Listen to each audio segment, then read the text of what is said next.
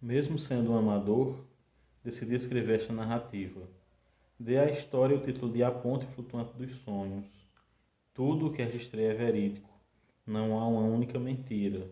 Contudo, eu não saberia dizer qual foi o meu motivo para escrever. Não o fiz para ser lido. Ao menos não pretendo mostrar a ninguém esta história enquanto viver. Não lamentarei se for esquecido sem que ninguém leia o que anotei aqui. Apenas me interessei pelo processo de escrita, e foi interessante relembrar cada memória do passado. Mesmo sendo tudo verdade, sem mentiras ou distorções, há um limite para o que posso ou não dizer. Existe uma linha além da qual eu não posso prosseguir. Não escrevo mentiras, mas também não narrarei toda a verdade. Talvez eu não conte parte dos fatos em consideração a meu pai, a minha mãe e a mim mesmo. Algumas pessoas pensam que não relatar toda a verdade seja o mesmo que mentir. Eu deixo esse impasse moral para a interpretação de cada um. Minha consciência está tranquila.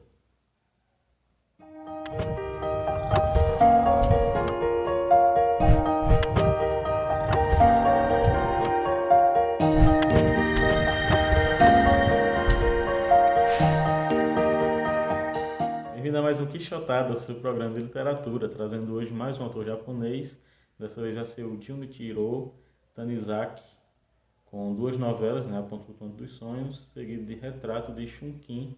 O livro tem no total 158 páginas, dividido nessas duas novelas, duas novelas curtas com uma estrutura mais de conto. A tradução dessa edição aqui, essa bela edição da Estação Liberdade, é de Andrei Cunha, Ariel Oliveira e Lídia Ivaza. Tem algumas notas também, porque principalmente o primeiro texto traz muita coisa da história da literatura, da poesia japonesa, Ele vai trazer muitas informações sobre técnicas de caligrafia, sobre poetas famosos, algumas citações de antologias poéticas de mais de 1000 anos. Você vai ver que vai ter muita nota e que pode meio que espantar o leitor no começo, fazer com que o leitor ache que vai ser uma leitura difícil, mas depois vai fluir bem o texto. E houve uma inversão cronológica na opção pela publicação, já que A Ponto dos Sonhos, que é o primeiro texto do livro, é uma publicação já no final da vida do Tanizaki, foi publicado em 1959, enquanto que o Retrato de Shunkin é uma publicação da sua juventude, ou pelo menos antes da meia-idade, foi publicado em 1933. O Tanizaki nasceu no dia 24 de julho de 1886 e faleceu no dia 30 de julho de 1965. E ele foi amigo do Kawabata, outro escritor japonês, laureado pelo Nobel, que eu já falei aqui no canal sobre A Casa das Velhas Adormecidas. E esses dois textos aqui, apesar de serem curtos, são muito densos. E tem muito dessa característica da literatura japonesa, de não dizer tudo, como na leitura inicial já ficou claro aí, que ele diz que vai dizer só a verdade, mas que não garante que não vai omitir nada. A Ponto Flutuante dos Sonhos é narrado em primeira pessoa por Tadasu Otokuni, e ele vai contar a sua relação com suas duas mães. Então, ele vai começar dizendo que o verso, que serve como epígrafe para a história, foi escrito por uma de suas mães, só que ele não sabe se pela primeira ou pela segunda. E a partir daí, as lembranças dele são todas embaralhadas, porque o pai dele tentou fazer com que realmente fosse. O pai dele, ao perder a sua primeira esposa, que faleceu de eclâmpsia, quando o Tadasu tinha apenas 4, talvez 5 anos de idade, casa-se novamente depois do período de luto, e então ele pede para que o menino chame essa segunda mulher do seu pai com o mesmo nome que chamava a primeira, Shinu, e trate-a como sendo a sua mãe, como se ela tivesse apenas viajado por um tempo e tivesse retornado. E ela também, essa segunda mulher, vai tratá-lo como um filho e vai tentar imitar o comportamento da mãe anterior, Inclusive algumas coisas, por exemplo, ele mamou até tarde na sua mãe anterior e essa nova vai pedir para que ele tente mamar nela, Assim como que ele tente dormir com ela. E então vai gerar uma relação ao mesmo tempo de amor filial e um sensualismo, um certo erotismo. E o Tanizaki também gosta muito de tratar do fetichismo por pés. e nesse livro aqui ele não vai abrir mão disso, né? Então vai ter algumas cenas em que ele vai ver a nova mãe colocar os pés no lago e lembrar-se dos pés da sua mãe anterior. Esse erotismo do Tanizaki, que é tão aflorado, ele não vai deixar de lado nem mesmo num livro como esse, em que ele tenta tratar sobre a relação de amor filial. E inclusive vai ter uma sugestão pela ama dele, do narrador, de que existe uma conversa de que o pai dele teria permitido que ele tivesse uma relação com essa segunda mãe, né, com a madrasta dele, e que inclusive um filho que ela teve seria dele e não do pai dele, né? E ele, como vocês viram no texto que eu li na abertura, vai dizer que vai dizer toda a verdade, mas que algumas coisas ele vai calar.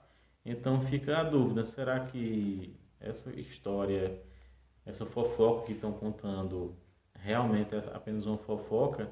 Não fica muito claro, né? Existe uma relação aí sensual dele com essa mãe, né? Vai ter uma cena, inclusive, dessa gravidez que ela vai ter e que depois ela e o marido decidem levar o menino para adoção, em que ela, ainda com os seios muito cheios, né, de leite, pede para que o narrador, já chega na maioridade, mame, né, sugue os seios dela.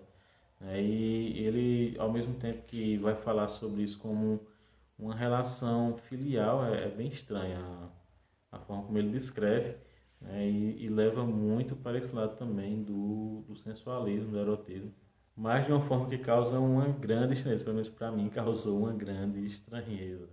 Se em A Ponto Flutuante dos Sonhos a gente tem esse narrador não confiável, o narrador de O Retrato de Chungking vai tentar mostrar que ele sim é de confiança. Ele vai trazer algumas fontes, inclusive históricas, né? Uma biografia da própria Chungking, que teria sido escrita por Sasuke. E, na verdade, Sasuke, que foi o principal discípulo de Chungking e o seu amante, é a figura central dessa história, né? Ele vai narrar a história de Chungking, mas os reflexos dela, principalmente na vida do Sasuke, ou então aquilo que o Sasuke fez pela vida e pela obra da Chungking. Chungking, que era filha de um rico comerciante em Osaka, mas ela fica cega aos 8 anos de idade, né? Ela que queria se dedicar à dança, né? A partir daí ela vai se dedicar à música, principalmente a um instrumento chamado shamisen, e ela vai se tornar uma virtuose nesse instrumento, com a cegueira de Chungking aos 8 anos de idade, que inclusive o narrador levanta a hipótese de que tenha sido causada pela ama de um dos irmãos dela, em vingança da arrogância que ela demonstrava. Ela não pode mais se guiar para ir até as aulas, e então Sasuke é colocado para ser o guia. E Sasuke passa a ser o criado pessoal de Chungking, né, a fazer tudo aquilo que ela precisa que alguém faça por ela. Ele passa a ser as suas mãos e seus pés. E Sasuke começa a se interessar por ela e pelo universo que a envolve. Inclusive ele se interessa pela música, né, pelo instrumento que ela toca. E ele passa a ensaiar esse instrumento, ele sozinho, se esconde em um armário da casa, ele que morava nas dependências da casa dos pais dela, né? Ele era filho de empregados e estaria lá para ser um aprendiz. E ele começa, durante a madrugada, né, enquanto ele não está trabalhando ou cuidando dela, a ensaiar com esse instrumento. A mãe dela descobre, quer fazer com que ele pare, mas Chungking pede que ele se apresente, né, para a família. Ele se apresenta, então ela considera que ele tem uma força de vontade muito grande e decide ser a mestre dele. Então ela passa a ensiná-lo, né, ela aí com uns 8, 9 anos de idade, e ele entre os 13 e 14 anos. E ela começa a ensiná-lo, só que ela bate muito nele. Então, outro tema também caro ao Tanizaki, né, que é o sadomasoquismo, né, a dor que leva ao prazer, essas coisas. Então, ele vai trazer muito aqui também.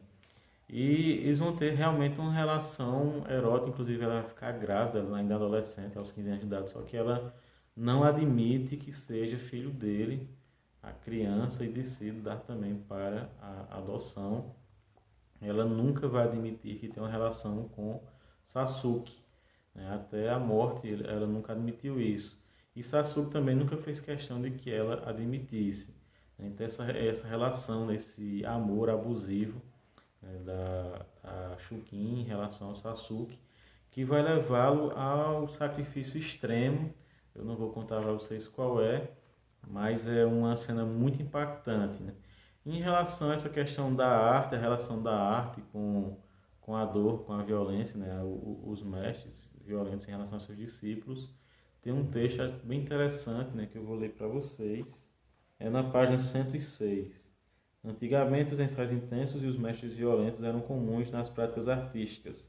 Por vezes, havia castigos físicos, como bem se sabe pelo artigo Sangrento Aprendizado do Teatro Joruri, que o jornalista Keiji Ogura escreveu para o Caderno de Domingo do jornal Asahi de Osaka, de 12 de fevereiro de 1933.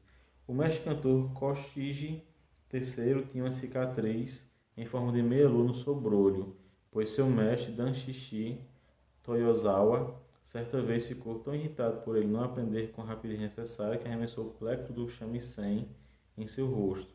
O operador de bonecos do teatro Banhakusa, Tamajiro Yoshida, também tem uma cicatriz parecida na parte de trás da cabeça, quando o jovem apresentou com seu professor, o grande mestre Tamazu Yoshida, a peça Redemoinhos de Awa. E na cena da prisão do personagem Jorubi, Tamajiro ficou responsável por movimentar as pernas do boneco. No entanto, seu mestre não gostou da maneira como ele o fez no clímax da apresentação e deu-lhe um golpe repentino com a espada usada na cena de luta, que mesmo sendo cenográfica era feita de metal e tinha gume. Por sua vez, Tamazo também apanhara de seu mestre, Kinshi, que bateu nele com o boneco de Jorubi, machucando sua cabeça e manchando o boneco com seu sangue. Ele pediu ao mestre as pernas despedaçadas e manchadas de sangue do boneco e as embrulhou em seda, guardando-as em uma caixa de madeira. Às vezes, Tamazo retirava esses fragmentos e os cultuava, reverenciando como se estivesse diante do túmulo da mãe querida. Com frequência, ele contava o episódio para as pessoas chorando. Se não tivesse apanhado esse boneco, talvez tivesse tido uma carreira medíocre. Então, existe essa coisa também da arte que eu gosto muito e que ele narra aqui, essa devoção à arte que leva o discípulo a agradecer o mestre que lhe bate, né, que tira seu sangue. E às vezes eu fico pensando que talvez se eu tivesse um mestre assim, né, que me obrigasse a escrever, talvez já tivesse escrito uma grande obra, né? Infelizmente não tem, então eu vivo procrastinando. Então é um texto muito forte, né? Um texto que trata dessa relação com a arte, trata também dessa relação abusiva, né, de Shunkin com Sasuke, né? Essa devoção do Sasuke a Shunkin que o leva a um sacrifício extremo. É um texto muito forte, é um texto muito vigoroso, né? Um texto que faz você pensar muito, né? É uma bela edição, né? Esse livro, os dois textos são muito bons, mas eu preferi o Retrato de Chunquin. Achei um texto desses textos viscerais, esses textos que você fica pensando quando você vai tentar lembrar de um texto que trouxe um impacto para você, né? Que fez você refletir sobre muitas coisas. Vai ser esse texto aqui, né? Desses dois aqui, vai ser esse que vai me fazer sempre querer voltar a ele. É um livro que eu indico a vocês, né? Vocês têm que procurar esse livro, têm que ler, né? E vocês vão ter várias sensações, né? Muito contraditórias e vai fazer você pensar muito, né? A respeito de muitas coisas. Espero que vocês tenham gostado do vídeo. Se gostaram, não esqueça de se inscrever, de curtir, comentar, compartilhar. A gente se vê no próximo Quixotado, o seu programa de literatura.